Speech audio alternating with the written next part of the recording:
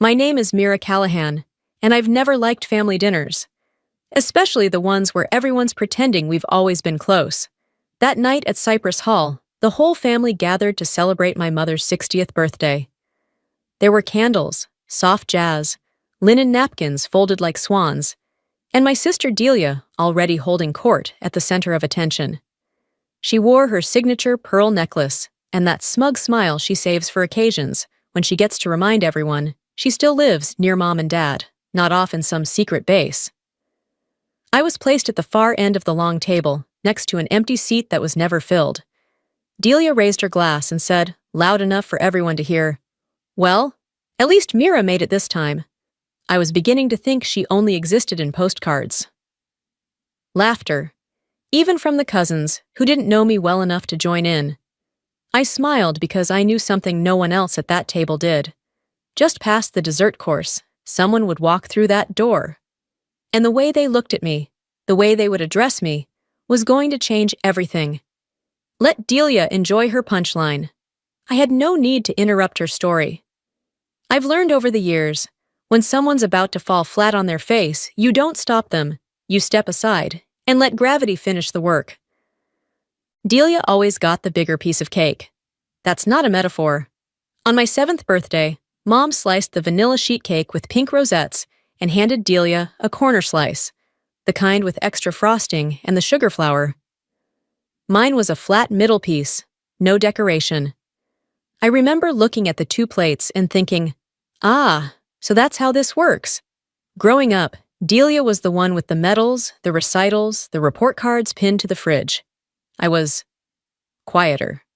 Always had my nose in a book, drawing aircraft in the margins of my notebooks, reading about Amelia Earhart while Delia learned how to apply eyeliner from Teen Vogue. She went to prom with the quarterback. I went to the hangar near town and volunteered to help clean old crop dusters, just to be near something that flew. It wasn't that I failed to achieve. I graduated early, joined ROTC, earned my pilot's license before I could legally drink. But no one in my family saw any of that. At least not as anything worth celebrating. "You should really think about something more stable," Mom had said when I got into the Air Force Academy. "Flying planes isn't exactly ladylike." Dad didn't look up from his paper. Delia, meanwhile, married a local realtor at 22, had her first kid by 24, and moved into a freshly painted colonial 2 blocks from our parents. She threw 4th of July barbecues and baby showers. She posted family photos in coordinated outfits with captions like, "Grateful for my tribe," and was always the first to comment on her own posts. I came home for Christmas every few years, when I could. Most times I was overseas, sometimes deployed, sometimes training cadets in remote deserts where the heat came up through your boots and stayed in your bones. The last time I brought a framed photo of me standing in front of a NATO jet, shaking hands with a female general. I gave it to my mom. She smiled, said, "How nice," and within 10 minutes, it disappeared somewhere under a pile of mail. No one ever asked about what I did or what it meant. I learned to stop offering. At dinner, Delia would fill the silence with anecdotes about bake sales and PTA drama, and I would nod, sip my water, and disappear into the wallpaper. There was one moment I remember like a fault line. Thanksgiving, 5 years ago.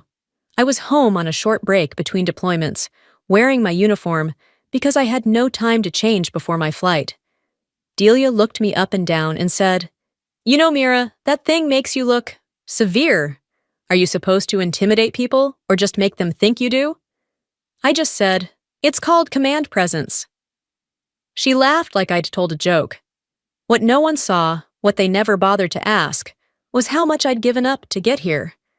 The nights in foreign barracks, the pressure of flight simulations that judged you by milliseconds, the weight of making split-second decisions with lives in your hands. I carried it all without complaint, because I wasn't doing it for recognition. But I'd be lying if I said I never wanted them to notice. Just once. So when the invitation came for Mom's birthday dinner, formal dress code, private dining room, RSVP required, I said yes. Not because I wanted to be part of the celebration, but because something had shifted. A quiet click, like when a cockpit door seals shut. I wasn't coming home. I was coming to close the chapter. The first time I saw someone salute me, I almost turned around, thinking they meant it for someone else. It was during officer training, and I'd just been promoted to captain. The airman stood tall, eyes forward, hand sharp at his brow. I nodded back, masking the disbelief that bloomed under my calm exterior. I'd spent my whole life being overlooked. Suddenly, I was expected to be seen, to be followed. By the time I made lieutenant colonel, I'd grown into the weight of it. Not the pomp, not the titles, but the responsibility. I didn't command from ego. I led from the front, in flight drills and in hard conversations behind briefing room doors. Pilots under my supervision knew I wasn't the type to bark orders and vanish. I'd be the one up at 0400 doing systems checks before sunrise. My current assignment was part of a joint training program with NATO, preparing elite female pilots for high-altitude tactical operations. It was grueling, high stakes, and intentionally low profile. I couldn't even disclose the base location to my own family. Not that they ever asked. When the program made the cover of Aviation Command Weekly, I didn't send the issue home. I had stopped offering glimpses into my world years ago. After the picture incident at Christmas, the one that disappeared under junk mail, I'd quietly drawn the line. Still, once in a while, the distance stung. Last year, after a particularly rough training cycle, I flew home for a long weekend. Delia hosted a Sunday brunch. She had name cards for every guest. Mine was spelled Mira. When I corrected it gently, she rolled her eyes and said, "Oh, come on, it's not like you're famous." She never once asked what I'd been doing. Instead, she complained about traffic near her Pilates studio and how her neighbor's dog wouldn't stop barking at her new Range Rover. I nodded and smiled. I'd learned how to shrink myself for comfort, hers mostly. But in the world I had built away from them, people stood when I entered rooms. They deferred to my judgment on multi-million-dollar aircraft. They introduced me to visiting officials with full titles and firm respect. I wasn't hungry for attention. I was just used to being acknowledged when I'd earned it. So when the invitation for Mom's birthday arrived, gold embossed, annoyingly formal, I didn't hesitate. It was the first time in years they'd asked me to attend something other than a funeral or holiday. Maybe Delia insisted I be included, just so she could see how the traveler looked these days. Fine. I didn't plan to wear my uniform. But the week before the dinner, I received a sealed packet, an update to the joint training protocols, sent by courier, due for immediate review. The delivery would arrive the night of the dinner. I emailed the officer in charge and told him to forward it to my hotel instead.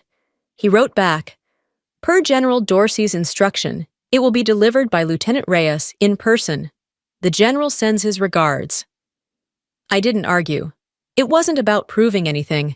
But after 35 years of being the ghost at my own family table, I didn't mind the idea of someone else walking into that room, looking straight at me, and reminding them I was never lost. They just never looked closely enough to see where I landed. The restaurant was one of those places with too many wine glasses and not enough light. Soft piano music played in the background, and the staff wore white gloves like they were handling diamonds instead of dinner plates. It was the kind of setting that made small people feel important, and gave Delia just enough ambiance to shine. I arrived precisely on time. Not early, not late. Dressed in a simple navy dress, heels low enough to move in, hair pinned up, civilian, unthreatening. The maitre d' escorted me to the long table where my family sat, already half into the appetizers. I got polite smiles from some cousins, a nod from an uncle. My mother barely looked up. My father said, "Oh, there she is," like I'd just wandered in from the parking lot. Delia stood to hug me, air-kissed my cheek, and whispered, "Glad you could fit us into your top-secret schedule." I smiled. "It's classified, but I'll make an exception." She laughed too loudly, turned to the table, and announced, "Mira's back from wherever she's been saving the world." More laughter. I took my seat at the far end, beside a cousin's boyfriend who tried to ask what I did, then gave up when I said aviation training, without elaborating. Across the table, Delia launched into a long-winded story about her latest real estate listing and how exhausting it was staging million-dollar homes for people who don't know how to fold towels. The wine flowed, So did the commentary. At one point, someone asked Delia if she ever thought of moving out of state. She grinned and said, "Why would I? Someone has to take care of mom and dad. Not everyone can afford to disappear for years at a time." Another round of chuckles. Even mom managed to smile at that one. I kept my hands in my lap and reminded myself that small talk was just noise. That these people didn't know the silence of a cockpit at 30,000 feet, the discipline of 3 a.m. briefings, or the weight of calling out eject, eject, eject with steady breath. They didn't have to understand me. They just didn't get to belittle me anymore. We reached the dessert course, some triple-layer cake monstrosity Delia had commissioned from a bakery that used edible gold leaf. That's when a suited waiter approached the table, leaned toward the center, and said, "Miss Callahan, you have a visitor in the lobby. He's requested you step out for delivery protocol." The table went silent. Delia raised an eyebrow. "Delivery? Are you expecting roses?" I stood calmly. "No, just documents." As I made my way through the dining room, heels clicking on marble, I could feel their eyes on my back. I passed the sommelier, the host stand, and turned the corner. There, by the entryway, stood Lieutenant Reyes. Full flight suit, boots polished, bearing stiff and respectful. He spotted me, stepped forward, and, loud enough to carry into the dining room, snapped into a salute. "Lieutenant Colonel Callahan, ma'am. Delivery secured. General Dorsey sends his compliments." Time didn't stop, but it stumbled. I heard silverware pause mid-air. A glass clinked too hard against the table. I held the salute a beat longer than necessary, then returned it with crisp precision. "Thank you, Lieutenant. You may stand down." "Yes, ma'am." He handed me the sealed folder. I thanked him quietly, nodded, and turned, making sure I passed just close enough to the dining room that they'd see his back still straight, still respectful, even as he waited for me to exit first. As I stepped back into the room, Delia's mouth was slightly open. My mother stared at the folder like it might explode. My father cleared his throat, then reached for his wine. I returned to my seat, slid the envelope into my purse, and took a small bite of the overpriced cake. "Sorry for the interruption," I said lightly. "Please, go on." But no one did. The room had changed. They just didn't know how to recover it. And I didn't offer them a way out. Silence can stretch farther than sound. Back at the table, the air was so thick you could have sliced it with Delia's cake knife. Forks were still held mid-air. My cousin's boyfriend, who had barely looked at me all evening, was suddenly sitting straighter. My mother adjusted her scarf, even though it wasn't slipping. My father reached for the wine bottle, realized it was empty, and poured from it anyway. Delia broke first. "Well," she said, forcing a laugh, "that was dramatic. Who even does salutes outside of movies?" Her voice wavered near the end, like even she wasn't sure it was a joke. I didn't answer. I didn't need to. The only people who fumble after a salute like that are the ones who don't know what it means, or the ones who do, and feel their world tilt just slightly from it. The waiter brought fresh coffee, but no one touched theirs. My uncle asked if I was really a lieutenant colonel.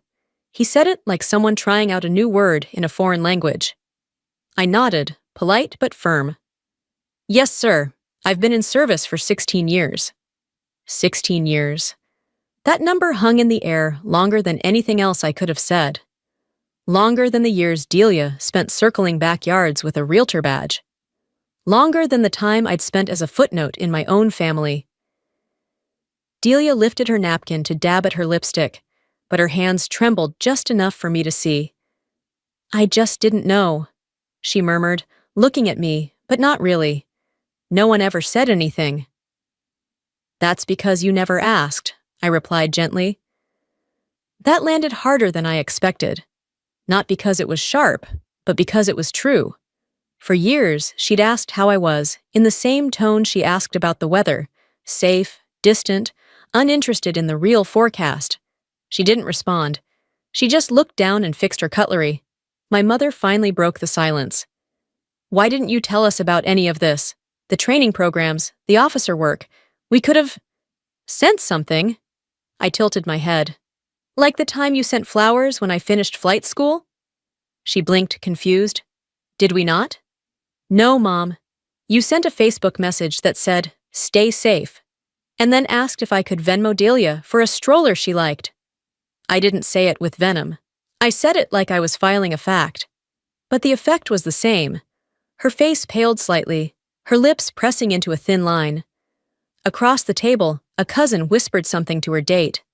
Another cousin scrolled her phone awkwardly, pretending not to listen. No one reached for dessert seconds. Delia leaned forward, elbows suddenly on the table, her voice clipped. You make it sound like we've ignored you on purpose. You chose to disappear, Mira. You chose this secretive life. We had no idea what you were doing. I didn't disappear, I said, quietly but firmly. I just stopped chasing people who only saw me when I stood still. That hit something deeper. Maybe a nerve she'd always known was fraying. Maybe a truth she couldn't edit for her version of the story. I stood, smoothing my dress. I appreciate the invitation, but I have a debriefing at 0600 tomorrow. I'll leave you to the rest of the celebration.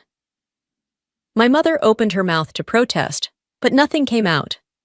As I gathered my things, Lieutenant Reyes, still waiting by the entrance like a statue of precision, caught my eye. I gave a subtle nod. He stepped forward and opened the restaurant door for me, standing at full attention. Every eye in that room followed. Halfway through the doorway, I paused. Not to gloat, not to add one last word, just to exist, to be seen. And I turned back, not to Delia, not to my parents, but to the table as a whole. I serve with people who don't need to understand everything I've done to respect me for doing it. I used to wish that could happen here. I've stopped wishing. Delia didn't say anything. She didn't have to. The room spoke for her. I walked out, heels steady, the door closing behind me with a quiet click that felt more final than slamming it ever would have. The night air outside was cooler than I remembered, clean and bracing. I stood on the curb for a moment, watching as Lieutenant Reyes disappeared into his vehicle. No salute this time. Just a nod. A quiet understanding between people who had long stopped needing applause to know their worth. I slid into my rental car and pulled away from the restaurant slowly, leaving the golden lights and heavy tablecloths behind. Inside, that room was still recovering from the truth. Out here, I didn't need recovery. I had clarity. I didn't hear from Delia after that night. No text, no call, not even one of her performative social media posts about family, forgiveness, and fresh starts. Just silence. And honestly, that silence was the most honest thing she'd ever given me. I returned to base the next morning before dawn. The world was still dark as I stepped out onto the tarmac, clipboard in hand, wind sharp against my face. A new rotation of cadets stood in formation, fidgeting slightly, unsure if the cold in their bones was from the weather or the weight of what was expected of them. They straightened when they saw me, not because I demanded it, because I'd earned it. No one here cared about how many cousins I had or how often I called my mother. No one asked me why I didn't bring a boyfriend to dinner or why I never posted vacation photos. They cared about my decisions in a storm, about how I held a team together at 40,000 feet, about whether I was someone they could trust with their lives. I used to think I needed my family's approval to feel whole. I don't anymore. Some stories aren't meant to be understood by the people who watched us grow. They're meant to be honored by the ones who saw what we became. Delia will probably tell that night as a funny anecdote someday, how her sister pulled some military stunt and made everything weird. Let her. I'm not here for her applause. I'm here for the sky, the mission, and the silence that finally feels like peace.